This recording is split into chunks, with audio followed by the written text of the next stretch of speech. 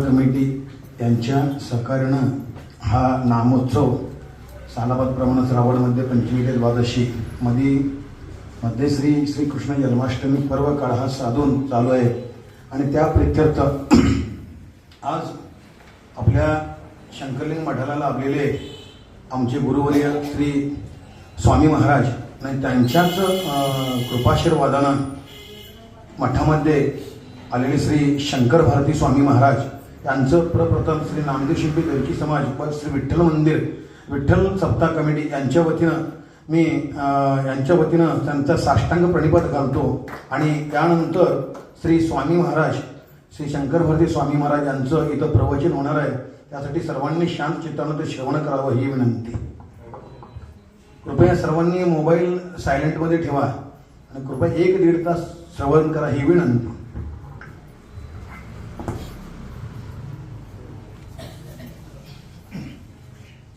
हरे राम राम राम हरे कृष्ण कृष्ण कृष्ण हरे हरे हरे राम राम राम हरे हरे हरे कृष्ण कृष्ण कृष्ण हरे हरे हरे राम राम हरे हरे हरे कृष्ण कृष्ण कृष्ण हरे हरे हरे राम हरे हरे कृष्ण कृष्ण कृष्ण हरे हरे हरे राम राम हरे हरे हरे कृष्ण कृष्ण कृष्ण हरे हरे हरे राम राम हरे हरे हरे कृष्ण कृष्ण कृष्ण हरे पुंडलिका ज्ञानदेव तुकाराम पंढरीनाथ भगवान की जय. ज्ञानेश्वर महाराज की जय. हरे संत शिरोमणी नामदेव महाराज की जय.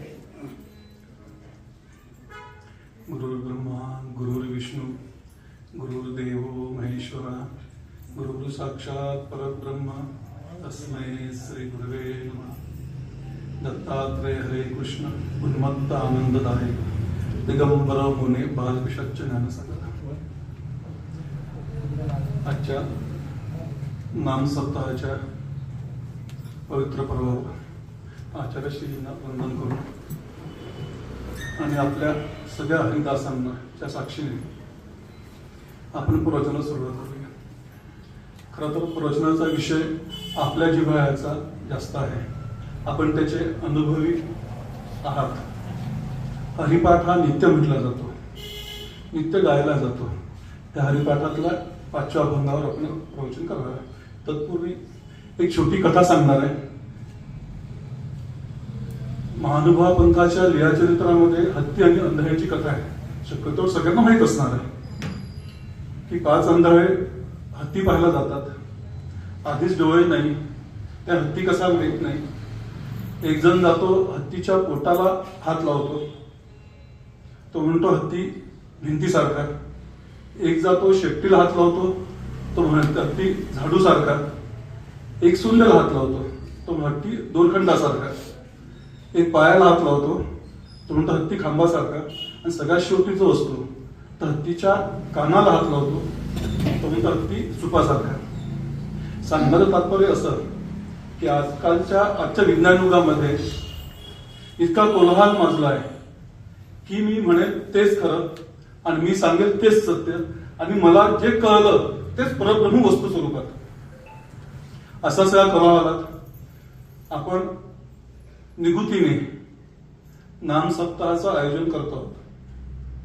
खरं तर या काळात कोणताही सप्ताह किंवा कोणताही धार्मिक कर्माचं आयोजन म्हटलं की त्यात फाटे जास्त फुटतात. तर मला सांगण्यात असं आलं की अनेक वर्षांपासून एक दिलाने, एक मनाने आणि एक श्रद्धेने हा कार्यक्रम नित्यनियमाने होत आहे. संतांचं पूर्ण आयुष्य नामात गेलं. प्रत्येक संतांनी नामाची गोडवीच गायली. कोणी संत असा नाही की त्यांनी काही वेगळं सांगितलं असेल. मी आधी स्पष्ट करू इच्छितो की मी या संप्रदायाच्या अभ्यासात नाही आहे, पण का असं माहित नाही. माझी नामाशी जोडल्या गेलेली आहे. त्यामुळे सांगितलेलं प्रत्येक गोष्ट ही नामापर्यंत न्यायची, अनुभवापर्यंत न्यायची हा माझा परिपाठ राहिलाय. तर सगळ्यात पहिला आपण हरिदास या शब्दाची व्याख्या करूया. आपल्या सगळ्यांना माहित आहे हरीचा तो दास तो हरिदास आम्ही म्हणतो. पण हरी कोण हा? सगळ्या संत वाङ्मयात व्याख्या करताना सांगितलं जो दुःखाचं हरण करतो तो हरिदास म्हणजे हरी. आणि त्याचा दास स्वागतेची सेवा करतो तो दास झाला. मग भक्तिशास्त्रामध्ये दास ही व्याख्या फक्त सेवा करणाऱ्याची आहे का? दास्य भक्ती असं सांगते जे जे देवाला आवडे ते ते आचरणात आपण आणावं आणि जे आवडत नाही जे त्याचे आहे ते संपूर्ण टाकून द्यावं ते स्वीकारूच नाही. जसं म्हटलंय की जा सर्प गरळ ओकतो सर जे त्याची गोष्ट ती ओकून द्यावी पूर्ण. आणि जे चांगलं आहे जे आचरणात आणण्यासारखं आहे नव्हे हरीला आवडणारी प्रत्येक गोष्ट जी आचरणात आणण्यासारखी आहे ती आचरणात आणावी. हा हरिदासचा सर्वसामान्य अर्थ. आमचे एक संत नेहमी सांगायचे आपण सगळे स्वतःला हरिदास म्हणून म्हणजे या संप्रदायाचे आमचे सावरबंद म्हणून गाव आहे भंडारा जिल्ह्यामध्ये तिथे वसंत बाबाजी म्हणून ते नेहमी म्हणतात की अनंत कोटी जन्मानंतर आम्ही मनुष्य देहात आलो आणि लाखो जन्माच्या सार्थकानंतर कुठेतरी नामाची गोडी लागली आणि आम्ही या बंधाकडे वळलो म्हणजे नामाकडे वळलो. मग हरिपाठ का सांगतो? जर परिपूर्ण हरिदास बनायचं असेल म्हणजे आम्ही गमती नेहमी म्हणतात किंवा मनुष्याने संतत्वाकडे जायची वाटचाल म्हणजे हरिपाठ आहे. आमचा मित्र आणि त्यांचा एक समूह सावरबंदला गेले. बाबाजींना पहिले भेटले दर्शन घेतलं मंदिरात केले आणि अर्धा एक तासाने वापस आले भेटायला पुन्हा. त्यांनी विचारलं का त्यांचेच सासू आहे का बाबाजी काय करत होता कोणी जाऊ तर बाबाजी म्हणतात सगळ्यांना काही नाही बाबाजी आम्ही हरिपाठ करत होतो. इतकं सुंदर साधं उत्तर त्यांनी दिलं. अच्छा आपण हरी पाठ करत होता आम्हाला हरी समजलाच नाही. बरेच वेळा गोंधळांचा इथे असा होतो. आता आपण हरिपाठाकडे बोलूया. जसं सर्व शास्त्रामध्ये साधन चतुष्टय सांगितलेलं आहे मग हरिपाठाला पण असेलच ना. त्याचा अधिकारी कोण त्याचा विषय कोण त्याचं साधन काय साध्य काय हे असणारच आहे. मग हरिपाठाचा विषय कोणता आहे? माऊलींनी पहिला अभंगात सांगितलाय देवाची या द्वारी उभा क्षणभरी. मग हरिपाठाचं साधन म्हणजे विषय तो झाला तर देवाला प्राप्त कसं करायचं? सोपा मार्ग आहे एकदम. हरिमुख्य म्हणा हरिमुख्य म्हणा हरिमुख्य म्हणा हा हे साधन झालं. पण साध्य काय आहे? पांडुरंग आहे का? कोण दुसरी देवता आहे का? तर द्वारकेचा राणा पांडवा घरी. पांडव हा शब्द महत्वाचा आहे बरं. पांडवा घरी याचे अधिकारी पुरुष कोण आहे? ज्यांनी याची सेवा करायचे पुरुष कोण आहे? अजूनही संसारी म्हणजे संसारात जे बद्ध आहे त्यांनीच हरिपाठ म्हणायचा आहे. कारण सर्वसामान्य विद्वज्जन हे हरिपाठाला जातच नाही. मुळे ते आपल्या विद्वत्ताचा दर्प मिरवाला शब्दांशी खेळतात ज्याला ज्ञानमार्ग म्हणतात. त्या ज्ञानाला आवर घालायला सर्वसामान्य लोकांना मार्गावर आणायला हरिपाठाची निर्मिती झाली. मग हरिपाठ हा आतापासूनच आहे का? म्हणजे मौलींनी सांगितलं आपण समोर आलो आहे का? तर ऋग्वेदामध्ये अग्नीला हरी म्हटलेलं आहे. म्हणजे सुरुवात करून वैदिक काळापासून हरी म्हणजे नामभक्तीचा शोध सुरू आहे. काहीतरी निर्गुणाला सगुणाचं काहीतरी बीज द्यावं. म्हणजे सगुण आधी म्हणजे स्वरूप आधी की नाम आधी हा गोंधळ नेहमी चाललेला आहे. कोंबडी आधी की अंडा आधी हा तो गोंधळ आहे. त्या सगळ्या संतांनी एकमुखाने सांगितलं की नाम आधी मग स्वरूप आहे.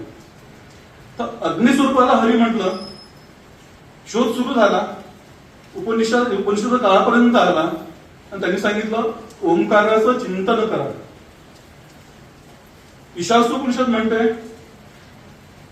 ओम क्रतोस्मर कृतोस्मर जाणीवपूर्वक ओम याचं उच्चारण कर स्मरण कर आपलं कर्म आठवत त्याचं स्मरण ठेव. हे फरक आहे का काही? तर हे झालं तर सुद्धा गोंधळ काहीतरी होता. नेमका ब्रह्मवाचक शब्द कोणता आहे? सगळ्या उपनिषदांनी एकच सांगितलं ओंकार हा ब्रह्मवाचक शब्द आहे.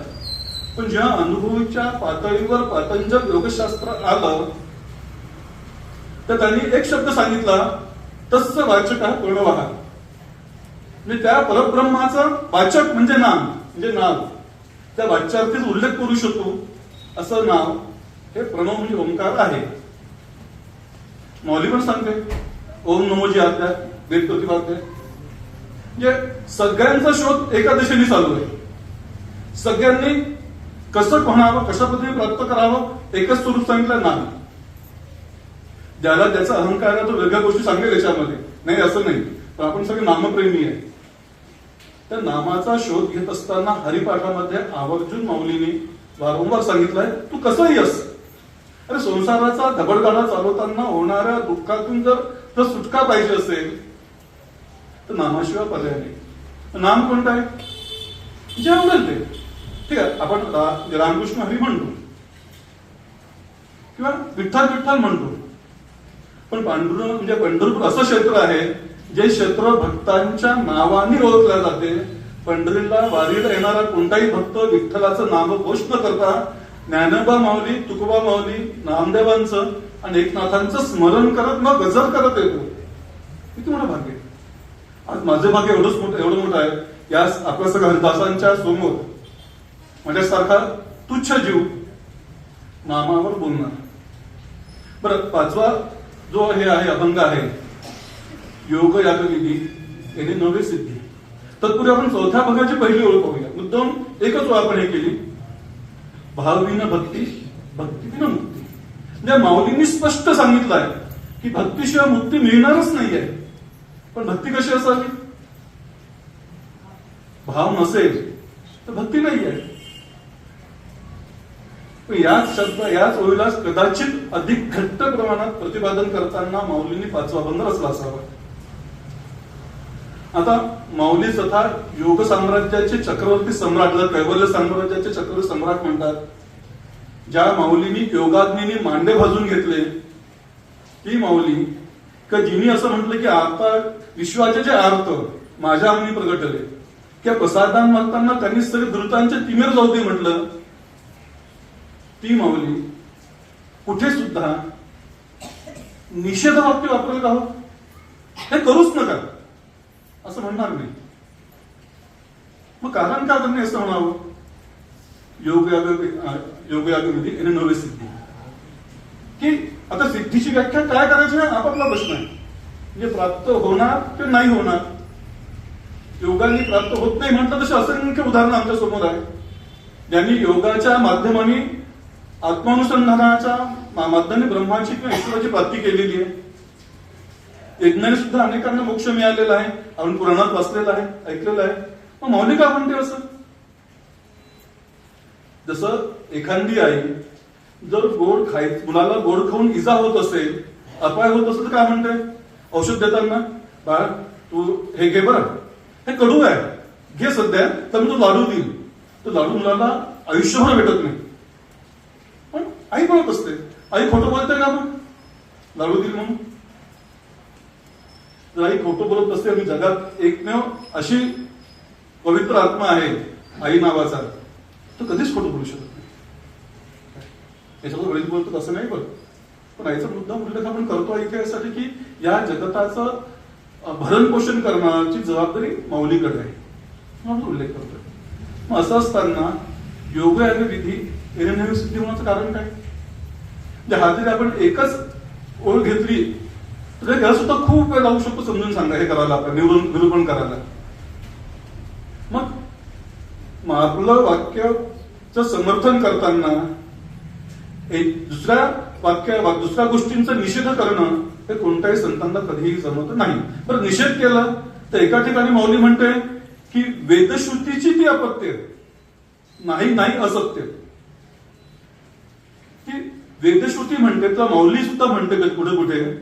मग असं म्हणत असताना त्याच्या जे अपत्य, त्याच्यापासून निर्माण झालेले किंवा त्याचीच कळा पुढे नेणारे जे शास्त्र आहेत त्या शास्त्रांना माऊली नाही म्हणणार आहे का? निषेध करणार आहे का? तर असं केलं तर मौल्य लांछन लागत नाही का? की वेदांचा विरोध केला, जे सनातन सत्य आहे त्या सत्यातल्या एका कडीला नाकारणं म्हणजे पूर्ण वेदाला नाकारणं होते. कारण एकमेकांशी निगडित असतं असं नाहीये.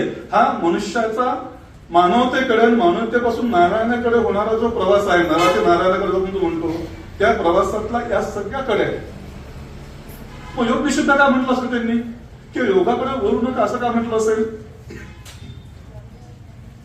आता अनेक ठिकाणी आपण फिरतो, सांगताना असं सांगितलं ते योगाचे असले अष्टांग योग हा जो पतंजली मुलींनी पुढे आणला. चित्तवृत्ती निरोधन हा पहिला त्यातला सूत्र आहे पहिलं. आणताना अनेक जण सांगतात योगातले यमनियम खूप कडक आहे, ते पाळणंच होत नाही. तर आम्ही आत्ता वागताना संविधानाचे नियम खूप कडक आहे पण संविधानच मानणार नाही तर काय होईल? का घरातली शिस्त आहे, आमच्या काही रूढी आहेत, काही परंपरा आहेत, आम्ही मानणारच नाही म्हटलं तर गोंधळ होईल की नाही? मग या नियमांचा एवढा भाऊ करायची गरज काय आहे? खरंच भाऊ करण्यासारखे विषय आहेत का? जर आपण पाहिलं तर यम म्हणजे काय? जे शाश्वत आहे, म्हणजे ज्या गोष्टीला आम्ही अंगीकारून आमचं बुद्धी मन ह्या एका रेषेत न्यायची आहे आणि शरीराला सुद्धा वळण लावायचं आहे एका वस्तू प्राप्तीसाठी. रामकृष्ण परमहंस नेहमी म्हणायचे संत कोण? त्याचं मन बुद्धी शरीर एकाच दशेत चालेल. संत बोले तेसा चाले त्याची पण दावी पावले. त्याच्यावर खूप जण विनोद वेगवेगळे केलेले आहेत.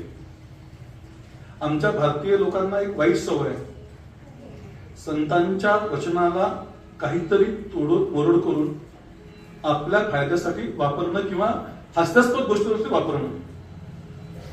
मग आम्ही हरिदास म्हणतो तर आमचंही काम आहे, आमचे स्वरूप आहे की आम्ही ज्या ज्या गोष्टी आचरणात आणण्यासारख्या संतांनी सांगितल्या आहेत त्या त्या आचराव्या. मग यमातला ज्या योगशास्त्रातला यम का सांगते? यम असं म्हटलंय की यमात कोणती सूट मिळू शकत नाही. यम म्हणजे तो यम नाही जो मशीर बसून येतो. यम म्हणजे शाश्वत सत्तेचा शोध घेताना ज्या गोष्टी अंगीकाराव्याच लागतात त्या गोष्टीला यम म्हटलेलं आहे. तर मग त्यात काय सांगितलं? सगळ्यात पहिलं अहिंसा. पहिला पर्याय नियम आहे त्याचा. मला योगाचं आचरण करायचं असेल तर काही नियम पाळावं लागतात. असं नाम घेताना नियम पाळतो. काही गळ्यात तुळशीची माळ घातली की कोणत्याही पानपट्टीवर जाऊन उगीच बिड्या पुकत इकडे गप्पा मारणं हे निषिद्ध आहे. पण माळ घालायचीच नाही का? नाकारणारे खूप जण आहे बरं, हे सुद्धा पाहिलेलं आहे. काही माळ यासाठी घालत नाही की आम्हाला बाहेर करावं लागते, असं करावं लागते. म्हणजे कारण काही असतात. सांगतो संध्याकाळ रे बाबा, नाही वेळ नसतो मला बाहेर जावं लागते. आई म्हणते मुलाला शाळा असते सकाळचीच, होत नाही. तर नियमाला म्हणजे अहिंसा आता सर्वसामान्य नियम आहे. काया वाचे म्हणे कोणालाही दुखवायचं नाही, हे खोटं आहे का? नाकारण्यासारखं काय आहे याच्यामध्ये?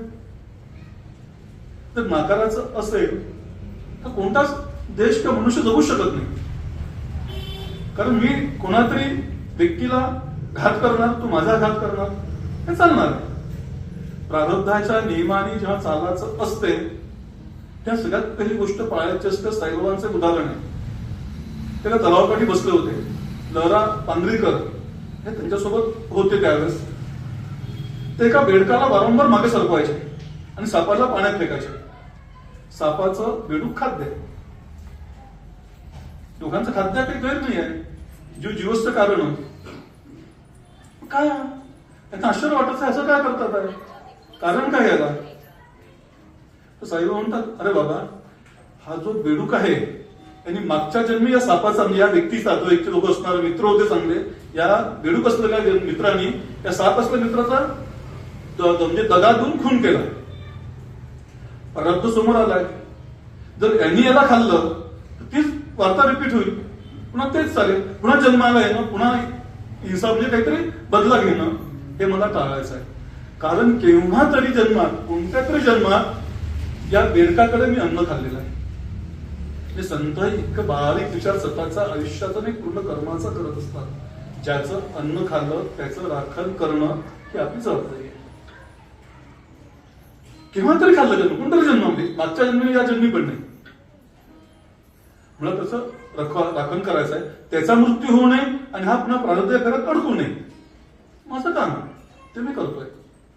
जर अहिंसा जर वाईट असेल, कडक असेल, जमत नसेल तर आम्ही काहीच करू शकत नाही. त्यामुळे हा भाग नाहीये. साधा मुंगेर पाय म्हणजे साधा आपला कोण पाय जरी लागला तर आम्ही नमस्कार करतो. खाली रेंगणारा किडा दिसला, किड्यावर पाय पडू म्हणून आटोकाट प्रयत्न करतो. डासाचा सुद्धा दंश जाणवतो तेव्हा त्याला मारतो. उगीच आम्ही कोणाला मारत नाही. साध्या साध्या गोष्टी आहेत. भाजी धुवूनच घेतो, इकडे त्यात निघून जावे पण येऊ नये. या अहिंसा शब्दावर पूर्ण एक धर्म उभा राहिला, आपलं सगळ्यांना माहित आहे. पण दुसरा विषय आहे, दुसरा पहिला होतो सत्य. मुद्दा मी जमलं तर एका वेळेवरच बोलेल, पुढच्या भागाला आपण नाही पण जमलं सगळंच बोलू आपण. दुसरा सत्य, मला आठवते एकाकडे मी गेलो होतो आणि एक फोन आला. आता सध्या मोबाईलच्या युगामध्ये पदोपदी असत्य बोलणं हा आमचा धर्म झालेला आहे. सहज आहे, का असं माहित नाही.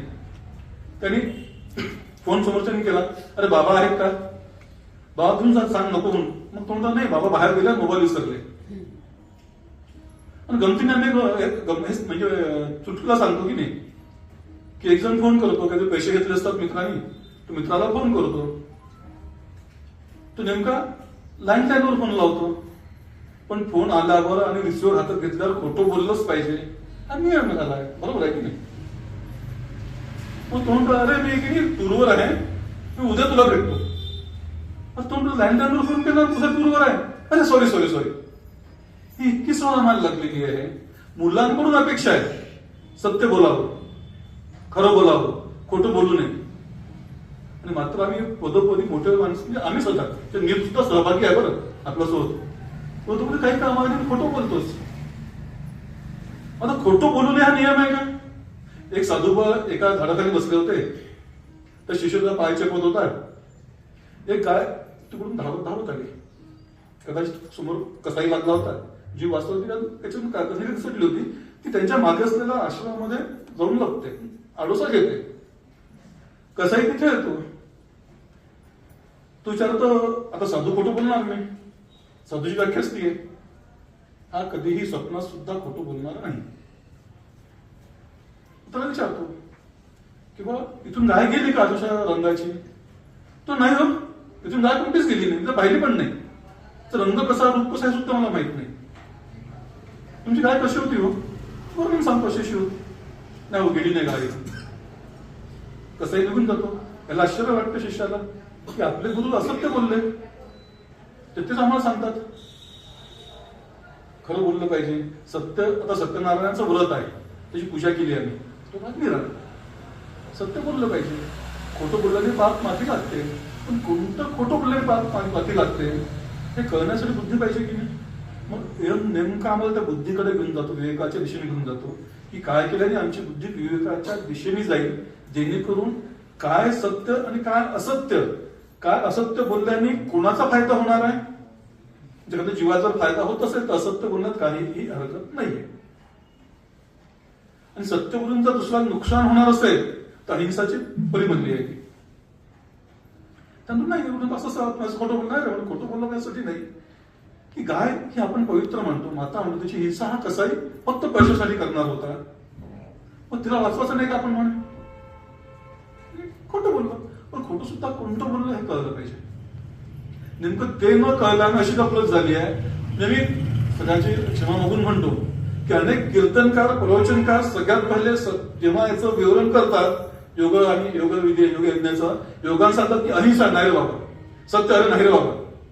खोटंच बोलायचं म्हणजे खरंच बोलायचं आहे नेहमी, जमूच शकत नाही. किती कठीण आहे पहा.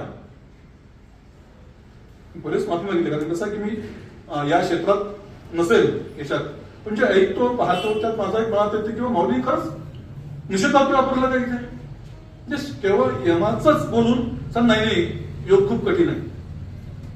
मग तिसरा मुद्दा देतात ते अस्तेय. म्हणजे असं गमतीने आमचे शाळेतले सर एक म्हणायचे नेहमी की सुख दारातून येते, दुःख खिडकीतून येते.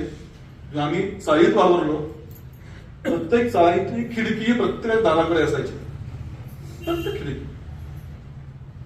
समजा एखाद्याकडे टीव्ही आला आणि तो माझ्याकडे नाही, मनात सहज असूया निर्माण होते. ते माझ्याकडे नाहीये, आला पाहिजे. किंवा त्यांनी पैसा कमवला, कसा कमवला, का कमवला, त्याचं कसं कर्म झालं. मी पण असाच पैसा कमवला पाहिजे, मीही असंच वागलो पाहिजे, मीही असंच केलं पाहिजे. म्हणजे दुसऱ्यांकडून मला गोष्ट दुसऱ्याचं सुख पाहिल्यानंतर ज्याच्या मनात दुःख निर्माण होते ती गोष्ट म्हणजे असते की नको ना, कशाला दुसऱ्याच्यात झाकायचं. म्हणजे उपनिषद खूप सुंदर वाक्य वापरते एका ठिकाणी. तैत्तिरीय उपनिषद आहे, ते म्हणतं जीवन आनंद शोधणं. जीवनाचा आनंद शोधाचा असेल, सगळ्यात पहिले खिडक्या बंद करा. खिडक्या कोणत्या? तर खिडक्या बंद केल्यास घराचं म्हटलं आम्ही तर ते शहाणे म्हणलं मग हवा कशी येणार आहे. तर हवा आपल्या मनात असूची जी खिडकी आहे ती असूची खिडकी पहिले बंद करा, दुःखच होणार नाही. आणि आम्ही सगळे वारकरी संप्रदायाच्या माध्यमाने, नामसप्ताहाच्या माध्यमाने आनंदाचा शोध घ्यायला निघालो आहोत. ही आनंद यात्रा आहे, ही दुःख क्लेश अशी यात्रा नाहीये. गमतीने आमचे गुरु नेहमी म्हणायचे, अरे नामाला उलट करून तर पहा. सोबत ते म्हणायचे, मना सज्जना भक्ती पंथेची जावे. अरे ज्या मनाला दोन प्रकाराने समर्थांनी हे केलेलं आहे. एकदा एखादा जर टार्गेट मुलगा असेल त्याच्या मी सहज जाताना नमस्कार करतो. आणि शास्त्र वाचन आहे की दुर्जनाशी दुरून नमस्कार करावा, सज्जनाचे पाय धरावे. नमस्कार करतो. अरे बाबा नाही रे असं नाही. मुलगा जर दॉड असेल, आई म्हणतात नाही रे असं करू नको, तू शहाणा आहे. कदाचित दोन्ही गोष्टींनी समजून सांगितलं असेल की बाबा तू तू शहाणा आहेस रे. मनाची इतकी निंदा नालस्ती वेदांतांनी केली इतकी कोणीच केली नसणार आहे. मना सज्जन, सज्जनच बाबा, असं करू नको. दुसरं असे सुद्धा असू शकते, मना सज्ज ना, तू सज्ज आहेस ना, तुला कुठे जायचंय? भक्तिपंथाकडे जायचंय. मग भक्तीच्या मार्गावर जायला जे अनुसंधानाचं मूळ साधन आहे, जे योग माध्यमाने आम्हाला साध्य करायचं आहे, त्याला माऊली नाही म्हणणार आहे का? चुकीचं आहे म्हणणार आहे का? तर माऊलीचं अक्षर सिद्धीच्या माध्यमाने चुकीचं असं नाहीये. किंवा आम्ही यज्ञाकडे बोलूया. यज्ञ म्हणजे आत्मसमर्पण. यज्ञ म्हणजे पराकाष्ठाची कष्ट. यज्ञ म्हणजे पराकाष्ठाचं देह ताडण, याला यज्ञ म्हटलेलं आहे. उपनिषद किंवा वेद सांगते यज्ञ हे अग्नी हा देवाचं मुख आहे. जेव्हा वेदकाळ होता तेव्हा काही गोष्टी नव्हत्या आम्हाला साध्य झालेल्या. आमच्यासमोर देवतेचं स्वरूप नव्हतं. ज्याच आम्हाला मिळालाय ते खूप चिंतनातून आमच्यापर्यंत आलाय. असं म्हणतात निर्गुणाला साकार व्हायचे जेव्हा डोळे लागले ना, त्या त्यांनी काय शोधलं असेल? सगळ्यात पहिले तर आईचा गर्भ. दुसरा मार्गच नव्हता जन्माला यायचा. या मनुष्य रूपात, त्या मनुष्याच्या आकारात आपण आल्याशिवाय आपल्याला पाहिजे ते आपण पेरू शकणार नाही. या जाणीवेतून असं म्हटलं तर भगवंतानी धरतीवर अवतार घेतले. दुसरा पर्याय असते भगवंताला इथे यायचं. काय करणं असं भगवंताला इथे यावं? ठीक आहे, यांनी तप केलं, यांनी हे केलं म्हणून भगवंत आला. अजून मी दत्त संप्रदायाशी निगडीत जास्त असताना असं म्हणतो किंवा अनुसया आणि अत्रीच्या भक्तीला हे होऊन त्यांनी यांच्यावर जन्म घेतला. किंवा कुठेतरी शब्द कळत मी तुझ्या घरी पुत्ररूपाने येईल म्हणून पुत्ररूपाने आला. हे कारण झालं फक्त. पण भगवंताला इथे यायला, मी निर्गुणाला परब्रह्माचा आनंद घ्यायला, ज्या ब्रह्मानंदी टाळी म्हणतो की नाही आम्ही, ती जेव्हा वाचते ना, त्या जो अनुभव येतो तो अनुभव कदाचित निर्गुणाच्या पुढे जाऊन काहीतरी वेगळं देणार असतो. मी उगीच नाही म्हटलं संजीवन समाधी हरिपाठ. माऊली पदोपदी आम्हाला सांगते की कशाने आनंद भेटणार आहे. हरिपाठाशिवाय आनंद भेटू शकत नाही. यज्ञ म्हणजे काहीतरी विचित्र क्रियांची सांगड किंवा योग म्हणजे विचित्र क्रियांची सांगड. जे योगाशी बोलताना अजून एक विचार समोर येतो. मी परवा युट्यूबवर सहज एक कीर्तन ऐकत होतो. या अनुषंगाने तरुण कीर्तनकार होते. म्हणे पहा म्हणे योगामध्ये ब्रह्मचार्य पाळावं लागते. किती कठीण आहे. ज्याला ब्रह्मचार्याचा अर्थच कळला नाही तो कसा का सांगू शकणार? ब्रह्मचार्याची व्याख्या एकाच अंगाने केल्या गेलेली आहे, दुसरा अंगच माहित नाहीये. म्हणजे गमतीचं कालच आम्ही बोलताना महाराजांनी आम्हाला कथा सांगितली. पण कृष्णाला 16 सहस्त्र बायका होत्या, तर त्याला तो स्वतःला ब्रह्मचारी म्हणवायचा. मग द्रौपदीने ज्या सगळ्या त्यांच्या भक्त राण्या आहेत त्या चिडवायच्या, या ब्रह्मचारी बुवा, या ब्रह्मचारी बुवा. तुम्हाला खूप झालं येतं, त्यांना ब्रह्मचारीचा खरा अर्थ सांगावा लागणार आहे. कारण प्रत्येक पत्नीपासून 2 मुलं तरी म्हणतात किती होणार आहे? 16 सहस्त्राचे 64,000 त्याला अपत्य असावे, असा ब्रह्मचारी राहणार आहे. हा वेगळी व्याख्या घेतली तर बरोबर आहे, चूक नाहीये. आता काहीतरी करावं म्हणून दुर्वासाला आमंत्रण करतात भगवान. दुर्वास ऋषी यमुनाच्या त्या तीरावर येतात आणि निरोप पाठवतात, मला भूक लागलेली आहे आणि मला खायला पाहिजे आहे. गंमत अशी होती, दुर्वासांना भरपूर अन्न लागायचं, खूप लागायचं. तर निरोप येतो, अन्न घेऊन जायचं. भगवान सांगतात रुक्मिणी सगळ्यांना की 18 पाट्या म्हणजे 18 मोठे टोपले आले, अन्न तयार करा आणि ते दुर्वासाला नेऊन दे, त्यामुळे त्यांची भूक शांत होत नाही. अन्न तयार होते. सगळ्या दासी सेवक डोक्यावर ते पाठ घेऊन जायला निघतात. यमुनाचे काठी येतात. यमुनेला नेमका त्यावेळेस पूल आलेला असतो. उजळीवरून यमुना वाहत असते, जायला जागाच नाही, दुसरा मार्ग नाही. त्या तीरावर ते वाट पाहत आहे. दुर्वासांचा स्वभाव सगळ्यांना माहित, जरा वेळ झाला लगेच शाप देणार. सगळे घाबरले, आता काय करायचं? आपण पोहोचूच शकत नाही आणि नेमका आपला शाप बांधणार. पुन्हा कृष्णाकडे येतात. भगवंताला म्हणतात की आता जायचं कसं? पूर आलेला आहे, दुर्वास ऋषी आहे, आम्हाला भीती वाटते. काय नाही, सोपा इलाज आहे. यमुनेला सांगा 16 सहस्त्र नारी असतानाही कृष्ण जर ब्रह्मचारी असेल तर वाटते ते असतात. ते जाऊन तर पहा म्हणे, म्हणून तर पहा मरता क्या ना करता जातात. किरार पोचल्यावर सांगतात की 16 सहस्त्र पत्नी असतानाही, बायका असतानाही कृष्ण जर ब्रह्मचारी असेल तर आम्हाला वाट द्या. आणि यमुना दुभंगते, रस्ता मिळतो, त्या तीरावर जातात. एकतर्फी मार्ग आहे हा, पुन्हा याचा मार्ग एकच तर्फी मार्ग आहे. दुर्वासांना अन्न वाढतात, सेवा करतात. 18 पाटी अन्न पूर्ण दुर्वास हे करतात, ग्रहण करतात. तर वापस यायचं, रस्ता बंद झाला होता, जायचं कसं हा प्रश्न पुन्हा आला. मग दुर्वासांना विनंती करतात त्यांनी जाऊ कसं? मग तुम्ही आले कसे? सांगतात कृष्णाने असं सांगितलं, असं सांगू आपण. ठीक आहे म्हणतात, मग सांगा यमुनेला जाऊन की 18 पाटी अन्न खाल्ल्यावरही दुर्वास जर उपाशी असेल तर वाटते. गंमत आहे तुम्ही सुद्धा, एवढं अन्न 32 वर्ष कोणीच खाल्लं नाही, आमचा इतिहास माहिती आम्हाला. पण 18 पाटी अन्न खाल्ल्यावरही दुर्वास काय? दुर्वास याचा अर्थ दूरवासना. ज्या ज्या ठिकाणी ज्या ज्या इच्छा आम्हाला आकर्षित करतात त्या त्या इच्छा प्रत्येक गोष्टीसाठी बाधक आहेत. आणि संसारात असूनही ब्रह्मचारी असणं म्हणजे ईश्वराशी अनुसंधान असणं एकसारखं.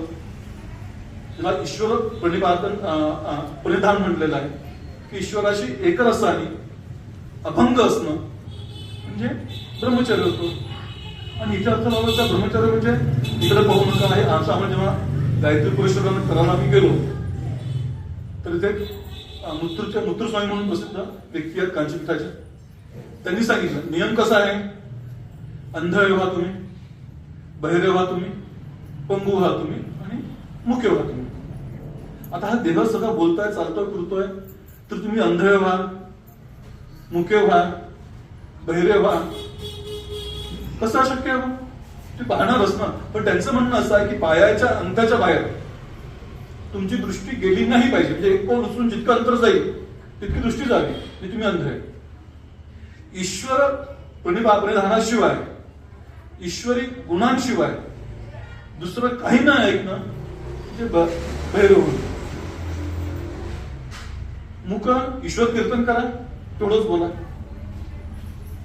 ह्या जर गोष्टी पाहिल्या, याचा शब्दशः अर्थ घेतला, नेमकं आमची फजिती होते. आणि संतांचा कोणताही अर्थ किंवा शब्दांचा अर्थ करताना शब्दशः अर्थ घेऊन चालत नाही. याचा आम्हाला गूढार्थ शोधावाच लागतो आमच्या बुद्धीप्रमाणे. मी माझ्या बुद्धीप्रमाणे गूढार्थ शोधतोय, जो मला जाणवतो किंवा जो मला वाटतो तो ध्येय करतोय. आणि माझ्या डोक्यात फक्त एकच होतं की माऊली निषेधवाक्य कसं वापरू शकतात बघ. ज्या माऊलींनी हे सगळं श्रुतीचे पुत्र अपत्य म्हटले आणि श्रुती खोटं सांगूच शकत नाही, बोलूच शकत नाही, असं असताना माऊली कसं काय म्हणू शकते. ज्या माऊलींनी योग सिद्ध केला आहे ते मला म्हणूच शकत नाही की योगाने काहीच मिळू शकत नाही. तसंच यज्ञाचं पण आहे. आता आपण माहिती की योगाचा सिद्धीचा अर्थ अहंकार घेतला की या सगळ्या याच्याने होणारी मिळणारी सिद्धी, या सिद्धीचा अर्थ घेतला त्या दृष्टी बरोबर आहे की जरासं आपण ध्यान करायला लागलो, मन एकाग्र व्हायला लागलं.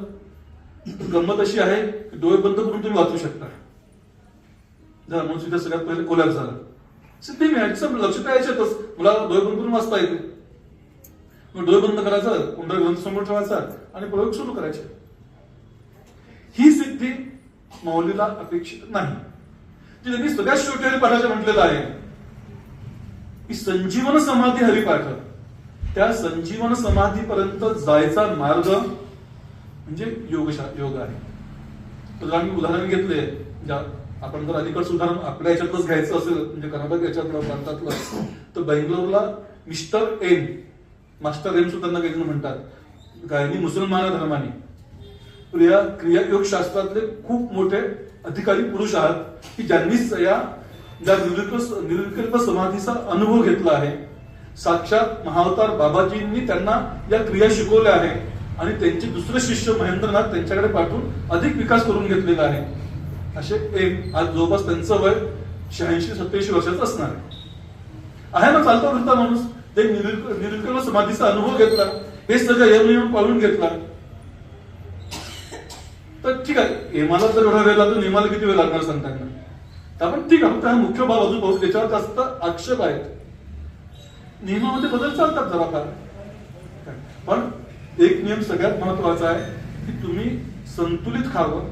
म्हणजे सम्यक आहार, विहार, आचार, व्यवहार आणि वाणीवर नियंत्रण हा नियमाचा सार आहे सगळं. त्या स्वाध्याय आलाय, तप आलेला आहे, त्या शौच आलेला, संतोष आलेला आहे. आता म्हणजे बिना संतोषाचं जीवन जगू शकेल का. मला आठवते म्हणजे त्या देवतेची कृपा आणि संतोष या दोन्ही गोष्टी येतात. की नरसोवाडीला असताना आमचे जे पुजारी आहे राजू रुपटे, त्यांचा एक नियम होता की बा सहज पैसे मिळाले तर स्वीकारायचे नाही, कोणाला पैसे मागायचे नाही, दक्षिणा द्या म्हणायचं नाही, अभिषेक करून द्यायचं तर करून द्यायचं. एक वेळ अशी आली, त्या दिवशी त्या घरात भिक्षा होती माझी आणि भिक्षेसाठी अन्न सुद्धा नाही अशी वेळ आली होती. काय करायचं, उद्या भिक्षेला येणार, सगळी चिंता करायचं. म्हणजे त्यांच्या आई सुद्धा चिंता करत, वडील सुद्धा चिंता करत, शेजारी भाऊ राहतो पण मी देतो नाही, तुझे पैसे नाही पाहिजे. हा तर शेवटी मला पुण्य कमवायचं, मला भिक्षा घालायची आहे, तुझ्याकडून पैसे मी काय करू. हे तर माझा पेश आहे, संसाराचा गाडा व्यवस्थित पेटत नाहीये, कर्त्यात कसूर करतोय, पण तरी आनंदी. कशी अवस्था असू द्या, आनंदी कुटुंब आहे एकदम. झालं चिंता जरा हे सर्व चालू असताना एक म्हणजे आपली बाईक असते, नवी पुरी बाईक व्यक्ती पूजेला आला. तर ब्राह्मणांनी पूजा केली, किती पैसे द्याल तुम्ही, किती पैसे द्याल, दक्षिणा म्हणून किती द्याल तुम्ही. बाई काय 7-8 हजाराची 1 लाखाची घेतली, मला वाटते 500च्या वरती मी देऊ नये. बरोबर आहे ना, की द्याल पैसे 500च्या वरती पूजा केली म्हणून.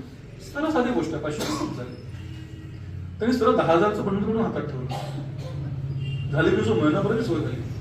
म्हणजे मला भिक्षा घालायची आहे हा संकल्प, त्यातही भगवंताला कुठेही न्यूनत्व येऊ नये म्हणून म्हणत त्याच्यावर कुठेही काही नाव न ठेवणं आणि आनंदी राहणं. भगवंत जर संतोष तुमचा धारण केला निश्चित तुम्हाला मदत करतो. इथं सांगतेस ना, जर तुम्ही त्याग केला संतोष भेटणारच आहे. मग त्याग कशाचा करायचा हे तप सांगते. पण आता योगाला थांबूया इथे, तर मला आता योगावर खूप बोलण्यासारखं आयुष्य आहे, थांबूया. पण यज्ञाकडे वळूया. यज्ञ म्हणजे अशी संस्था आहे ज्या संस्थेच्या माध्यमाने आम्ही ईश्वराला काहीतरी अर्पण करतो आहे.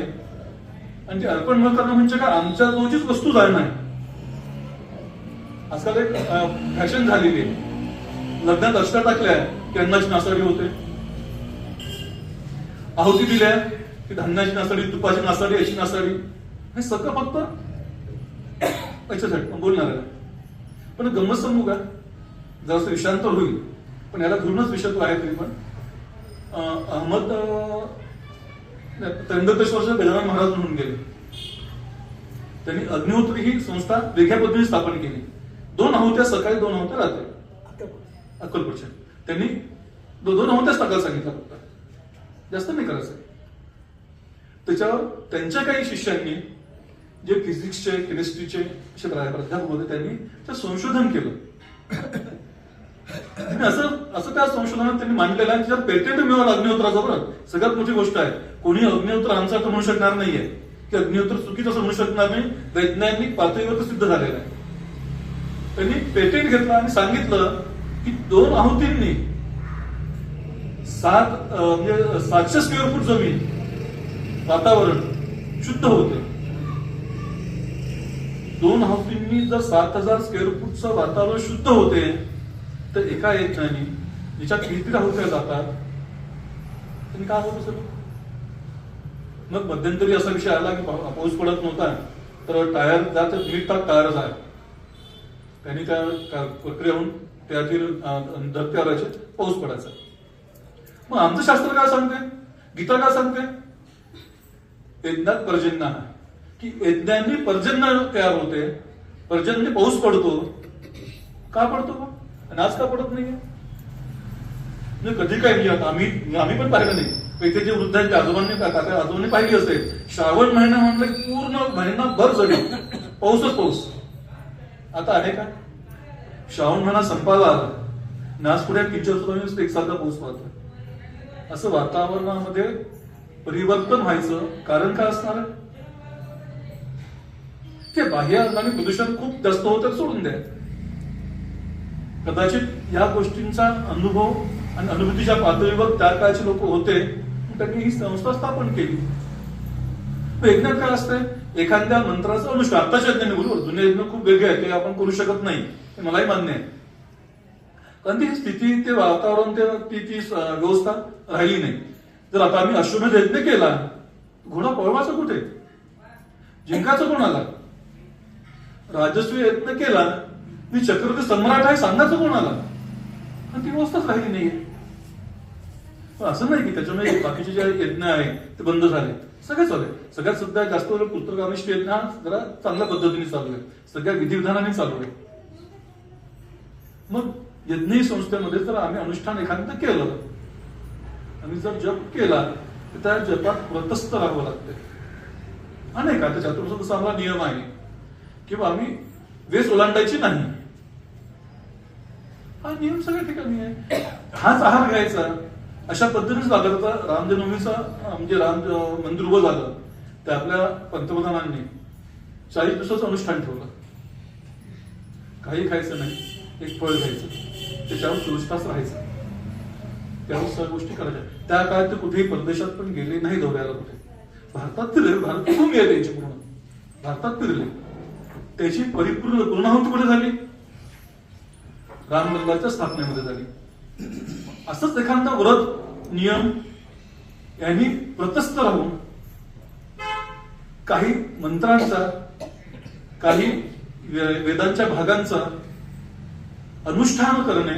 अनुष्ठानाचा अर्थ एका ठिकाणी बसून एका अनुसंधानाने, म्हणजे एकाच स्वरूपाला भजत पूजत जप करणे, स्मरण करणे, याला अनुष्ठान म्हणतात. अनुष्ठान करायचं. अनुष्ठान केल्यावर काय करायचं? आधी शरीर थकवलं, त्यात म्हणजे आत्मक्लेश, शरीर क्लेश हे दोन्ही गोष्टी येतात. कारण एवढंच खायचं आहे, तर तुम्हाला जास्त फळ खाता येणार. आता एका आमच्या मित्राने अनुष्ठान केलंय, त्याच्यात त्याला 3 घास गोडच खायचं होतं. 45 अनुष्ठान चालवलं, वजन 40 किलोनी कमी झालं. पण चेहऱ्यावरचा आनंद, चेहऱ्यावरचा संतोष, चेहऱ्यावरचं तेज इतकं छान प्रगटलं की आम्हाला आश्चर्य वाटलं, तो हाच आहे का? शरीरामुळे ओळखू आलाच नाही, पण त्याच्या शरीरात, त्याच्या चेहऱ्यावर, त्या शरीरावर आलेलं विरोधनीय स्वरूप म्हणून त्याचं किंवा तेज म्हणून इतकं सुंदर होतं त्याला बघत राहावं वाटतं. असं एखादा व्यक्ती म्हणतो ना, हा व्यक्ती चेहरा खूप तेजस्वी आहे, हा व्यक्ती आला की आनंद वाटतो. का असं होतं? जो सतत नाम घेतो तो सुद्धा अनेक ठिकाणी नाम यज्ञ शब्द वापरला जातो, ज्ञान यज्ञ शब्द वापरला जातो.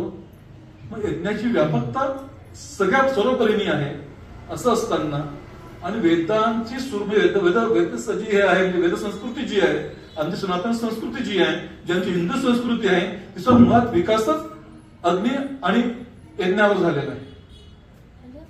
मग ज्या माध्यमाने विकास झाला, ज्या संस्कृतीचा, ज्या माध्यमाने विचारांना दिशा मिळाली, जेव्हा यज्ञ करत असताना जो अग्नी पाहायला जायचा, जो रुद्र पाहायला जायचा, त्या रुद्राला खऱ्या स्वरूपात ओळखायचं कसं, तेव्हा साक्षात वेदवाणी बोलायला लागली की हे नाही आहे. नेते शब्दांनी त्याचं वर्णन केलं की नाही कळू शकत आम्हाला, आहे नाही समजू शकत आहे. उपनिषदांनी त्याचाच मार्ग पुढचा ठरला की असं कसं होणार आहे, असं त्या स्वरूपाला आम्ही जाणू शकणार नाहीये. ज्या आर्थिक घडामोडी होत आहेत, आम्ही जन्माला आलो आहोत, आम्हाला जन्माचा नियंता कोणीतरी असणार आहे. तो नियंता कसा असणार आहे? काहीतरी आकार स्वरूप त्याला पण असणार आहे ना. त्याचं कसं होणार आहे? त्या काळातले ऋषीमुनी आपल्यापेक्षा जास्त साक्षक आणि विवेकी होते. ते त्यांनी सतत चिंतन चालू ठेवलं.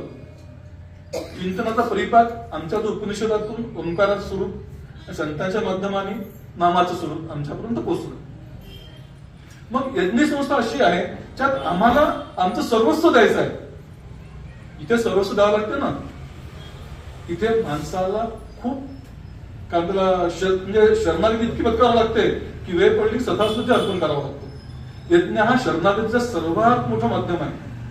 की आमच्या ऋचा का सांगतात, हे अग्निदेवता आम्ही तुला शरण आलो आहोत, आम्हाला तेजस्वी पुत्र दे. तेजस्वी पुत्र का पाहिजे? पुत्र हा खूप शब्द झाला की नाही. मुलबाळ दे, अपत्य दे, हा शब्द खूप. तेजस्वी पुत्र दे, ज्या तेजाच्या माध्यमाने या सृष्टीचं संरक्षण होईल, त्या सृष्टीचं पोषण होईल, असे पुत्र आम्हाला पाहिजे. किंवा आमचा घरचा वंश वाढवायला म्हणून पुत्र नको आहे त्यांना कोणत्याच गोष्टीला. यज्ञ ही संस्था आहे जी आम्हाला तेज देते. जसं विवेक आम्हाला एक योगातून मिळतो, तर शरणागती आम्हाला यज्ञातून मिळते. मग असं असताना महोदय निषेध म्हणू शकत नाही. पण ते अनुभव समोर असे आले. जसं आम्ही चांदेवाचं उदाहरण योगशास्त्रासाठी माध्यमी समोर मांडतो. 1400 वर्ष मृत्यूला झुलवत जिवंत असलेला, पण जेव्हा माऊलीची कीर्ती कानावर गेली तर मायना का लिहू न समजणारा, पण समोर जायचं मायना करायचं कळलं. मोठा लहान आहे, पण विद्वत्ता तर भरपूर आहे, वेदांताचं ज्ञान भरपूर आहे, योगाचं ज्ञान भरपूर आहे. सगळं असताना मायना का लिहायचं कळलं नाही. वयाने लहान आहे असलं तरी आम्ही असं म्हटलं की संतांचं वय आणि कुळ कधी पाहायचं नसते. समोर जाताना काही नियम आहेत, त्या नियमाला झुगारून तर कळलंच नाही काय करायचं. मग अशा ज्या काही गोष्टी आहेत जिथे विवेक जागृतच होत नाही, तिथे योग काहीच कामात येत नाही. योगाचा पायाच मुळात विवेकावर आहे. कारण त्याच्यात सुद्धा म्हणून ना की असं आम्हाला संन्यासकांना महाराज म्हणे किंवा संन्यासाला निषेध वाक्य जास्त आहे. हे करू नको, ते करू नको, हे खाऊ नको, ते करू नको, नकोचा पाढा आहे नुसता. सत्य सुद्धा आहे, पण ज्याला मुळात कशासाठी करायचं आहे हे कळलंच नाही, केवळ सिद्धीसाठी करायचं एवढंच कळलं, तो चांगलं आमच्या उदाहरणात आहे. दुसरं जर आम्ही यज्ञाचं अहंकाराचं स्वरूप पाहिलं, युधिष्ठिरासारखा अहंकार करून नव्हता त्या काळामध्ये. हे जवळचं पाहिलं तर रामापर्यंत जाऊन येतो, जवळ पाहू. जेव्हा युधिष्ठिराने राजस्वी यज्ञ केला आणि यज्ञाचं समापन झालं, सगळ्याच्या पंक्ती सुरू झाल्या, एक मुंगूस तिथे आला. त्याचं अर्ध अंग सोन्याचं होतं, अर्ध अंग सर्वसामान्य मुंगुसासारखं होतं. तो आला, इथे लोक जेवले, तिथे गडबडा व्हायला लागला आणि आपल्या अंगाकडे पाहत राहिला. सगळ्यांना आश्चर्य वाटलं, असं काय करतोय हा? लोळतो आहे, अंगाकडे पाहतोय आणि याचा अर्धांग सोन्याचा अर्धांग साधा आहे. हा काय प्रकार आहे? कृष्ण पण असतो, युधिष्ठिर असतात तिथे उभे पाहत असतात, ते त्याला मुसाला बोलवतात. त्याऐवजी प्राणी पण बोलायचे बरं, आता मनुष्य सुद्धा व्यवस्थित बोलत नाही. मुसाला बोलवलं, तर कसं काय करतोय, अर्धांग सुनायचं कसं झालं, इथून तू लोळतो का बरं आहे. तो कसा मुका म्हणे, हा यज्ञ झालाच नाही म्हणे. दुष्ट असाच झाला नाही, एवढा शास्त्रोक्त पद्धतीने मी केला, झाला नाही, होऊ शकत नाही.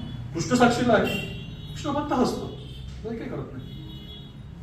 तो जिथे मी राहतो ना तिथे गरीब ब्राह्मणाचं घर आहे. त्या घरात वडील, आई, मुलगा आहे, 3च लोक आहेत. रोज भिक्षा मागायची, दीक्षित मिळेल ते ग्रहण करायचं आणि आनंदाने जगायचं, प्रभूचं नाव घ्यायचं. एकदा 7-8 दिवस भिक्षाच भेटत नाही. पाण्यावर नुसतं ते 7 दिवस त्यांनी काढलेले असतात. अशा याच्यात एक दिवस भिक्षा भेटते, 8व्या दिवशी भिक्षा भेटते. भिक्षा आणतात, देवाला भिक्षा नैवेद्याला जेवायला बसतात. तितक्यात दाराशी यांच्यापेक्षा जास्त भुकेलेला एक व्यक्ती येतो. मी साधूही म्हणणार नाही त्यांना, ते व्यक्तीच उच्चार त्यांनी केला. व्यक्ती येतो, तो म्हणतो मला भूक लागली आहे, 10-15 दिवस काहीच खाल्लं नाहीये, मला की मिळेल का. तर प्रश्न असा की मी उपाशी आहे आणि समोरच्याला काय म्हणून आपण काय केलं असतं, त्याला बसलंच नाही, काहीच नाही, घरात जा. म्हणजे आता तर आम्हाला भीती वाटत, जर आम्ही घरात या स्वरूपात बोलून भिक्षा मागितली तर जा पुढे असं कोणतरी म्हणणार, स्वरूपाला ओळखणारच नाही.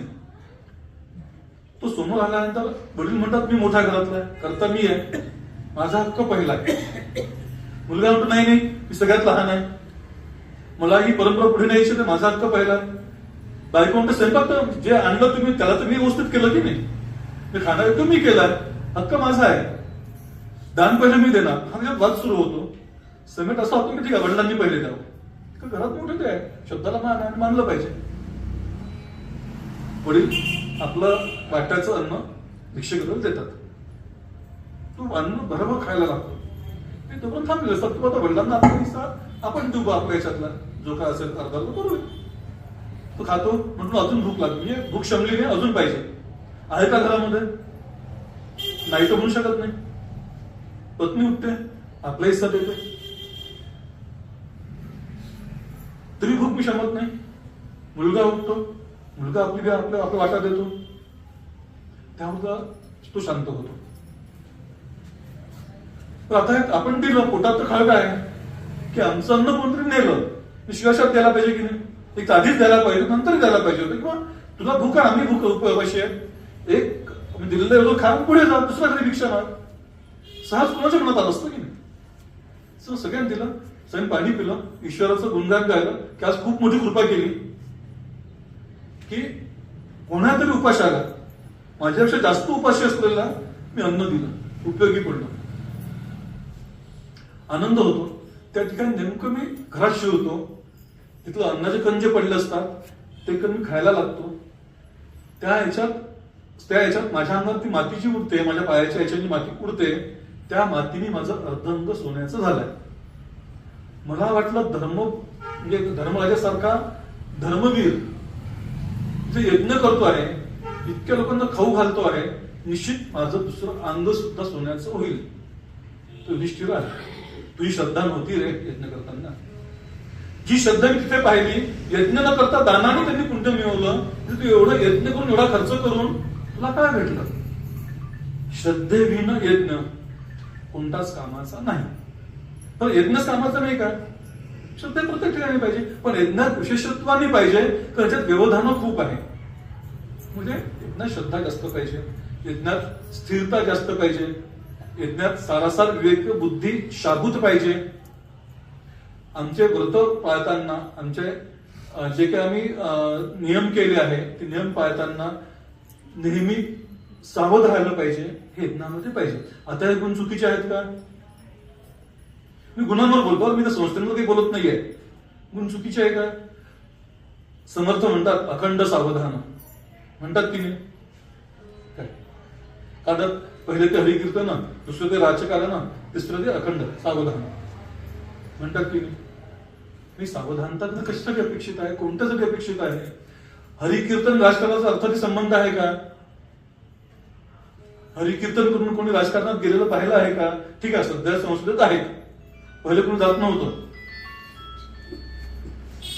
मग सावधान तर कुठे पाहिजे की आमच्या मनाला विक्षेपित करणारे, आमच्या मनाला संभ्रमित करणारे, आमच्या मनाला नको त्या विषयात गुंतून ठेवणारे कोणतेही विषय आम्ही अंगीकारणार नाही, आम्ही स्वीकारणार नाही. काय आपण या सगळ्याचा गोष्टीवाला शेवटी नामामध्ये सुद्धा पाहणार आहे. आम्ही स्वीकारणार नाही.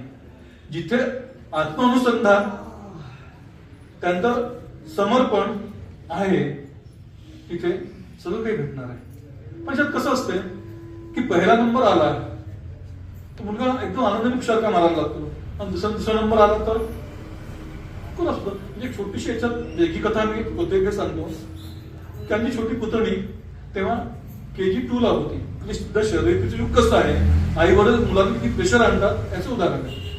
उदाहरण म्हणजे त्यात सांगणं मिळणार नाही, पण युग कुठे चाललाय आणि आम्ही कसं प्रत्येकाला स्वतःची फसवणूक करतोय हे सांगायला म्हणून सांगत आहे. संतोष कुठेच नाहीये, समर्पण शरणागती तर स्वाध्याय कुठेच नाहीये. दोन त्या आमची पुतणी आणि एक समोरची मुलगी पहिल्या दुसऱ्या ती पहिली यायची दुसरी यायची. नर्सरीवर मधून KG1 ला आले, ज्या KG2 ला येतात तेव्हा पुतणी 6 महिने परीक्षेत पहिली आली की दुसरी आली. आईने किती मारावं मुलीला. ही आमची वृत्ती झाली कशामुळे की आमचा विवेक नाही, आमचं शरणागती नसतंय, भगवंताचं अनुसंधान नाही. आम्हाला प्रत्येक गोष्ट पाहिजे आहे कारण आमचा इच्छांचं परीघ एवढं मोठं झालं आहे की जे जे दुसऱ्याकडे आहे ते माझ्याकडे आलं पाहिजे. म्हणजे पहिले तर अजून म्हणजे जे काही खर्च नाही सहजरित्या मला किंवा जाणीवपूर्वक किंवा कोणत्याही पद्धतीने खायचू, जितकं खायचू तितकं माझं, अशी वृत्ती असल्यामुळे आम्हाला काहीच नेमकं माऊलींना इथं हा संसारी पुरुष माझं माझं म्हणणारा, मला मला पाहिजे म्हणणारा, ज्याची भूक ही सतत वखरलेली आहे असा संसारी पुरुषांची काळजी आहे. अशा संसारी पुरुषांचा उद्धार झाला पाहिजे. कारण सगळेच भगवंतापर्यंत पोहोचणारे नाही. त्या काळात लाखो लोक भारतामध्ये असतील, महाराष्ट्रामध्ये असतील, तो मौली सरा कोणी झाला काय की एखादा गुरु असतो, त्या शिष्य सुद्धा लाखोच्या घरात असतात, पण एकच कोणतरी गुरु होऊ शकतो, एकच तास शिष्य होऊ शकतो. म्हणून गुरु खोटा असतो का? योग इथून मात्र एकाला एक जण पुढे गेला पण ते चुकीचं असं नाही. कारण प्रत्येक युगाचे हे साधन आहेत. म्हणजे सत्ययुगात यज्ञ हे साधन होतं, त्रेतायुगामध्ये योग हे साधन आलं आणि कलियुगामध्ये नाम हे साधन आम्हाला मिळालं. तर मौली इथे याचा विरोध करत नाही. याचा विरोध करते आमचं मन एवढं स्थिर नाही आहे, आमचं मन सकाळशिवाय कोठा घुरू शकत नाही, आम्ही कोणतेही नियम निगुतीने पाळू शकत नाही. अरे 1 तास जरी आम्ही म्हटलं किंवा 10 माळी कर तर होत नाही लोकांच्या आधी. म्हणजे आमचं अध्यात्म हे घड्याळांच्या काट्यांवर आहे असं म्हटलं तर खोटं नाहीये. सगळ्यात शेवटचा क्रम कोणाला असतो? समजा ऑफिसला जायला उशीर होत असेल तर आम्ही काम ठीक आहे उद्या करू ना, नंतर करू, रात्री आल्यावर करू. ही सूट का बरं? जी गोष्ट आम्हाला परब्रह्मापर्यंत पोहोचणारी असते, नारायण स्वरूपात साकार करणारी असते, ती गोष्टीला जेव्हा दुय्यम स्थान येते ना, त्या माणूस हा कोणी असो, कोणाचा अधिकृत असो, कोणाकडून काही मंत्र घेत असेल, नाम करणार असो, तो सुद्धा माणूस म्हणून राहत नाही. आणि कसं ऑफिस असतं सगळं मान्य आहे, सगळं मान्य आहे. काय मग इथे जेव्हा हे होते दुसरे होते तर तेव्हा माऊली का म्हणते भावविन देव. आता उदाहरण असं दिलं की आम्ही घड्याळाच्या काट्यावर चालतो, वेळ होत नाही ना, फक्त 6:15 झालेले. आपली वेळ किती असं नको व्हायला की मी चालेल बस 15 मिनिटं संपू, 5 मिनिटं संपू, ठीक आहे, हरकत नाही. तर मी आपण म्हटलं की योग आणि यज्ञ याच्यासाठी बोलेल की ते प्रत्येक जण हा निषिद्ध वाक्य म्हणून सापडत आहे की करूच नका, कठीण जाऊच नका. पण माऊली म्हणजे संतांनी प्रत्येक असं म्हटलं आहे, ज्याचा जो अधिकार त्याचा उपदेश, जो अधिकार त्यामध्ये उपदेश देऊ आम्ही. मग नाम असं सर्व सोपं साधन आहे पण तेवढंच कठीण साधन आहे. पण तरी सुद्धा काय म्हणता, हरिमुख्य म्हणा, हरिमुख्य म्हणा, हरिमुख्य म्हणा. पण कसं आता म्हणतात समारोपाकडे बोलतो तेव्हा काय म्हणतो, दोन गोष्टी सांगतो फक्त एकदा, की ज्या माऊलींनी चल म्हटलं त्यांनी भिंत चालली, ज्या माऊलींना बोल म्हटलं तर रेडा बोलला, पण त्याच माऊलींनी ओढून कंठश्वास करून सांगितलं, अरे बाबा नाम घे, नाम घेतल्याने तू भगवंताच्या जवळ जाशील. जो यम तुझ्या पाश फेकू इच्छितो तो सुद्धा घाबरेल, तो सुद्धा थांबेल, तो सुद्धा थरथरा कापेल. हरिपाठातले सगळे हे आहेत. मग असं असताना आमची वृत्ती नामाकडे जात नाही, ती योग यज्ञाकडे जाणार आहे. योग तर दूर, यज्ञ सुद्धा दूर. किंवा यज्ञाने प्रौढी तरी मिळवता येते, त्या यज्ञ होतील कदाचित, करतील पण दंभासाठी. याचा अर्थ धर्मदांभिक असं नाही. जे आमचे मार्क्सवादी मित्र आहेत ते या ओळीला सांगतात, पहा माऊली म्हणते धर्मदांभिक आहे, धर्म खोटाच आहे सगळं. तसं नाही. तर तुम्ही ज्याला धर्म समजून पकडून बसलेला आहात, ती तुमची वृत्ती ज्या सिद्धीच्या पर्यंत तुम्ही फक्त पोचला एका कोणत्या तरी, तोच म्हणजे मला कळलं परब्रह्म, तेच खरं असं गृहीत धरून जे तुम्ही चालता आहात ना, ते चुकीचं आहे. त्याने तुम्हाला योगयोग सिद्ध होत नाही, त्याचं फळ प्राप्त होत नाही. आणि जो तुम्ही अहंकार घेऊन बसला आहात, मग युधिष्ठिरासारखा असो ते चांगदेवासारखा असो, त्यांनी काहीही प्राप्त होत नाही. आणि इथे घसरण्याचे मार्ग जास्त आहे. निसर्गा मार्ग असताना बाप म्हणजे बाप मुलाचा हात धरतो आणि भगवंत हे म्हणजे परमहंस हेच सांगतात, आमचे परमहंस निरीक्षक, की तुम्ही देवाच्या हातात आपला हात द्या, त्याचा हात तुम्ही धरू नका. मोहाचे रस्ते, निसर्ग रस्ते खूप आहेत, तुम्ही केव्हा हात सोडू शकता. त्याने कळकळीने कालीला प्रार्थना केली, महाकालीला, की आई माझा हात तू धर आणि मला या भवसागरातून पार कर. आणि माऊली तेच सांगते, ती माऊली आहे, ती प्रत्येक बाळाचा हात धरायचा प्रयत्न करते, पण आम्ही त्याच्यातून निसटून जातोय. मग तिथे श्रद्धा नाही तर भाव म्हणजे कसा, तर भाव म्हणजे गोपींसारखा सरस. म्हणजे नारदेव बाबू सांगतोय की भाव कोणता, जसा गोपींचा कसा भाव असला पाहिजे. की गोपींना कधी कृष्ण वेगळा वाटलाच नाही. 8 वर्षाचा श्रीकृष्ण जेव्हा याच्यात आला, मथुरेत आला, मथुरेत द्वारकेत गेला, तरी त्याची गोपींविषयीची तिची काही मनातला भाव असेल तो, आणि गोपींचा भाव कुठेही द्वैत नव्हतं, कुठेही द्वेष नव्हता, कुठेही राग नव्हता. मग भावाशिवाय भगवंत प्राप्त होऊ शकत नाही, म्हणजे श्रद्धेशिवाय, प्रेमाशिवाय भगवंत कळू शकत नाही. तर मग असं आम्ही सहज जे गोष्टी योग यज्ञ करू ते बिना श्रद्धेचे कशा फलित होणार आहे. सगळ्यात गुरूंची गरज आहे. पुढच्या वेळी सांगतात की गुरु गरजेचा आहे. गुरु केलं नाही तर तुम्हाला पुढचा अनुभव येणारच नाही. जर अनुभव संपन्न असतो तो गुरु आहे. मग आमचं काय शास्त्र काय म्हणतंय, आई आणि वडील तुमचे पहिले गुरु आहे. का बरं, ते अनुभव याच्याकडे जास्त घेतलेला आहे, ते पहिले गुरु आहे. त्यांचा मान सन्मान केला पाहिजे, त्यांचं ऐकलं पाहिजे. तो गुरु सांगेल ते केलं पाहिजे. कदाचित तो चुकीचा मंत्र सुद्धा देईल तरी केलं पाहिजे. त्याने तुम्हाला प्राप्त होणारच आहे. आणि गुरुचं ऐकल्याने कधीही वाईट झालेलं नाहीये कोणाचं. पण गुरु काय देतो, एक छोटा मंत्र देतो. पण तप करावं लागतेच की नाही, तप सुटलाय काय. म्हणजे छोटस उदाहरण सांगतो, की जेव्हा म्हणजे कृष्णाच्या ओठाशी बासरी आली, त्या सगळ्या गोपिकांना खूप राग आला, तिचा देश वाटायला लागला, मस्तर वाटायला लागला. पण त्यांनी एक दिवस कृष्ण बासरी विसरला. त्या बासरीने सगळे गोपिकात उभ्या राहिल्या, विचारायला लागले, तू असं काय केलं आहेस की ज्यांनी तू कृष्णाच्या ओठापर्यंत गेलीस. काय ती म्हणते, मी घर सोडलं, संसार सोडलो. पण आम्ही सोडला. ते म्हणते की माझं अंग कापलं. अरे सगळं पूर्ण शरीर का मन कसं आम्ही दिलेलं आहे. मी अंग कापलं, मन कापलं, तापवलं, आम्ही तेच करतोय. आम्ही आमच्या श्रीकृष्णाच्या प्रेमामुळे वेडा झालेला. घरातून केव्हा बाहेर असतो, कृष्णाची वाट पाहत असतो, त्याच्यासाठी जे जे काही करायचं ते आम्ही करत असतो. काय तू वेगळं सांगताय. ते ग्रंथी छिद्र आहे, म्हणजे प्रत्येक ग्रंथीला छिद्र पाडले. अरे आमच्या सुद्धा कृष्णाच्या विरहाने आमच्या सुद्धा हृदयाला छिद्रच पडलंय की दुसरं काय झालेलं आहे. ते पुढचं वाक्य खूप महत्वाचं आहे बरं. ते गुरु आणि तपासाठी लागू होते. मुरलीधर ने जो स्वर बजायो उस स्वर में मैं गायो. म्हणजे भगवंतानी जे जे म्हटलं, जे जे सांगितलं, हिताचं अहिताचं ते मी केलं. मी विचार केला नाही आणि माझं कारण मी कधीच त्याच्या वेगळं होऊ शकली नाही. म्हणूनच मी कृष्णाच्या जवळ जाऊ शकली.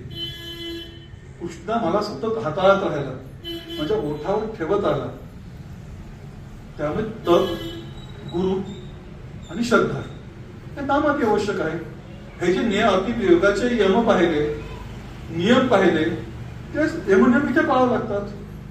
तप म्हणजे फक्त काहीतरी शरीराला कष्ट देणं आहे का? नाही. तप म्हणजे शरीराला कष्ट देणं नाही. आता माणसाजवळ तेवढं म्हणजे आपल्या मनुष्याजवळ एवढा वेळ नाही, आयुष्य नाही. मग सगळ्यात सोपं साधन कोणतं आहे? तर नाम साधन आहे. जेव्हा गोंदवलेकर महाराजांना एकाने प्रश्न केला, नाम कसं घ्यायचं? तर खूप मोठं उदाहरण दिलं नाही. माळ घ्या, बसा, हे करा, ते करा, उदाहरण दिलं नाही. तर उदाहरण, तू श्वास कसा घेतो रे म्हणून? श्वास कसा घ्या सांगणं लागतो का तुला? तर कळतो तरी तू श्वास घेतोय का म्हणून. पण श्वास नसला तर मेरे नाम गृहीत करतात. बस नाम तसं घ्यायचं. तर कसं घ्याल तुम्ही दोघं जास्त म्हणत नाही, तुम्ही शब्द ऐकतोय नाहीये. नाम कसं घेणार आहे? श्वासाने घ्यायचं. आणि श्वासात घ्यायचं आहे का नाही? तर सहज वृत्तीने, सहज गत्या, न कळलेलं आम्हाला असं हरिमुख्य म्हणा असं आम्हाला करायचं आहे. म्हणजे पहिला आम्ही पाहिले द्वाच्या द्वारी उपाक्षर करायचं असेल, त्या सगळ्या गोष्टीतून आम्हाला गुरु तप करणं आवश्यक आहे. सगळ्यात शेवटी माऊली सांगते आणि सगळ्यात महत्वाचं आहे, अनंत कोटी जन्मानंतर मिळालेला नरदेह, नरदेहातून उत्पन्न झालेली भगवंताविषयीची तळमळ जोपर्यंत साधू भेटत नाही तर परिपूर्ण जात नाही. साधू म्हणजे गुरु पण आहे. साधू ज्यांनी परमध्येय गाठलेलं आहे आपल्या आयुष्याचं, म्हणजे परमेश्वर प्राप्तीचं, तो सुद्धा आहे. त्याच्या सेवेशिवाय, त्याला शरण गेल्याशिवाय आम्हाला काहीही मिळू शकत नाही. म्हणूनच सगळ्यात शेवटी किती म्हटलेलं आहे, म्हणजे अर्जुना म्हणतात काय म्हटलंय, तू असा शरण आहे, सगळे धर्म सोड, सर्व धर्म परित्याजन मामेक शरण व्रज. सगळ्या धर्माचा परित्याग कर. धर्म म्हणजे फक्त आमचा सगळं धर्म सोडायचा आहे काय? माझ काळ काय सांगितलं, संध्या करताना हातात जेव्हा आम्ही पळीतून पाणी घेतो ते पाणी एक मासा एवढं राहिलं पाहिजे. म्हणजे मुगाची जी डाळ असते त्या डाळी एवढं पाणी हातावर पडलं पाहिजे. ते जर पडलं नाही, जास्त पडलं, तुम्ही सुरापान केल्याचं पाप तुमच्या माथी लागते, सांगितलं ते. मग कर्म सोडायचं का? गीता का सांगते पुन्हा? मुद्दाम गीता घेतोय बरं. गीता का सांगते? कर्म कसंही असो, चुकीचं जरी वाटत असेल, दोषपूर्ण जरी असेल आमच्या दृष्टीने, तरी ते कर्म केल्यानेच मी प्राप्त होणार आहे, बाकी कोणीही कुठल्याने प्राप्त होणार नाहीये. मग हरिनामाचा, हरिपाठाचा जो अधिकारी आहे, सर्वसामान्य व्यक्ती जो आहे, त्याला जर एकदम चारीमुक्ती साधायच्या असेल तर कशा साधणार आहे? आणि एका क्षणभरामध्ये साधायचे आहे, त्या कशा साधणार आहे? तर सहज आहे की क्षणभर थांबून आम्ही आमचा स्वतःचा विचार करायचा. घड्याळाच्या काठावर आमचं आयुष्य जे आहे त्यात जरा वेळ थांबवायचं आहे. दिल्याविने म्हणजे म्हटलंय की दिल्याशिवाय काहीच मिळणार नाही. काय द्यायचं आम्हाला? आमच्या आयुष्यातलं पहिलं स्थान कोणतं असेल तर नाम. सकाळी उठल्यावर घड्याळ काठाकडे पाहण्यापेक्षा आधी ज्या दिशेने जाऊ, ज्या दिशेचा आदर्श माऊलीने गायला आहे, म्हणजे तप म्हणजे त्याग करणे, यज्ञ म्हणजे त्याग करणे, योग म्हणजे त्याग करणे, गुरु शरण जाणं म्हणजे त्याग करणे, आणि श्रद्धा ठेवणे हे सगळ्यात मोठा त्याग करणे. मग त्याग कशात करायचा आहे? मी समोरात करताना म्हणेल, जसं माऊलींनी चल म्हटल्यावर वेद चालली, आम्ही जिवंत सजीव देह आहोत आम्ही, आणि बोल म्हणल्यावर जो रेडा त्याला बोलताच येत नाही तो वेदाचे घडघड पाठ म्हणायला लागला. ज्या माऊलीने आम्हाला नाम घ्यायला सांगितलं त्या माऊलीच्या या दोन गोष्टींना स्मरून आम्ही किमान नाम घेतलं पाहिजे. असं म्हणतात, तुम्ही आम्ही पाहिलं नाही पण आमची श्रद्धा आहे की नामदेव महाराज औंढानाथाच्या मंदिराच्या मागे कीर्तन करत होते. कर्नाटकामध्ये वाटते कनकदास उडुपीच्या कृष्ण मंदिराच्या मागे कीर्तन करत होते. इकडे भगवान फिरले, खिडकीतून त्या कनकदासाकडे पाहिलं की त्या कीर्तनाचा आनंद घेत होते. इकडे नामदेवाला पाहायला भगवंत पूर्ण फिरला. म्हणजे भगवंत 160च्या डिग्रीने फिरू शकतो, पण आम्ही अजूनही 90 डिग्रीच्या ताठरतेने जीवन जगत आहोत. ताठरतेने कोणीही राहू शकत नाही. मग जिथे सिद्धी म्हटली, अहंकार म्हणला, अहंकार नाही का? नामाने अहंकार येत नाही का? त्या अहंकाराचा त्याग करणं हे हरिपाठातलं मूळ उद्देश आहे. आणि हा जो अभंग सांगितलेला आहे पाचवा, हा अभंग मूलतः हेच सांगायला केलेला आहे, बाबा रे शरण जा. गुरुला शरण जा त्याचं काहीच भेटणार नाहीये. शरणागती हे कलियुगातलं सगळ्यात मोठं शस्त्र आहे. म्हणजे मला परमहंसांचं यासाठी ते खूप जास्त त्यांना मी हे केलेलं आहे आणि गीतेसाठी जास्त हे होती, त्याला वारंवार माझ्या लक्षात राहिलेलं आहे. त्यांचा एक हा शेवटचं सांगून थांबतो इथे मी, की त्याचे गिरीश नावाचा एक शिष्य होता, तो नाटक बसवायचा त्या काळामध्ये. तर म्हणजे गुरुची इच्छा कशी पूर्ण करावी, तर एकदा भाव उन्नतामध्ये परमहंस म्हणाले, तुम्हाला सिंह पाहायचा आहे, आईचं वाहन पाहायचं आम्हाला कसं आहे. तर आईचं वाहन कसं पाहणार आहे, यांना नेणार कुठे आहे. गुरुशांनी विचार केला नाही. देवी महात्म्यावर त्यांनी नाटक तयार केलं आणि साक्षात सिंह तिथे आणला. गुरुसाठी असं करावं लागतं. दुसरं उदाहरण, जेव्हा जेव्हा रामकृष्ण समोर यायचे तेव्हा साक्षात लोटांगण घालायचं. आता आम्ही कसं करतो, तेव्हा सुद्धा त्यांना चाललं हात करत की कोणी भेटलं नमस्कार. हा नमस्कार पद्धत पूर्ण आली माहित नाही, काय नवीन पद्धत नमस्कार गुडघ्याला हात लावायचा पूर्ण आली माहित नाही. जोपर्यंत डोकं टेकवत नाही, ज्ञानदेव गुरु सांगता शरणागतीचा भाव कसा, की एकदा देवाच्या पायावर डोकं ठेवलं, देवाला डोक्यावरूनच उठायचं आहे. म्हणजे पांडुरंगाला हीच विनंती आहे की माऊलींनी हरिपाठात जो भाव मांडला, मला तो शरणागतीचा भाव सगळ्यात जास्त आवडला. त्यांची कळकळ आवडली. नाम कसं घ्यायचं आहे, की एकदा भगवंताच्या पायावर डोकं ठेवलं की भगवंताला डोक्यातूनच निघायचं आहे आणि भगवंताच्या सतत स्मरणात राहायचं आहे. त्यामुळे आपल्याकडे नामजप हा भाग नाही आहे, नामस्मरण हा भाग आहे. नाम करता करता त्या भगवंताचं स्मरण करावं. स्मरण करता करता अष्टधा ज्या भाववृत्ती आहे त्या पूर्ण प्रफुल्लित व्हाव्यात, असं वरदान या नामसप्ताहाच्या माध्यमाने आम्हा सगळ्या हरिदासांच्या पदरात टाकावं. जय जय राम कृष्ण हरी.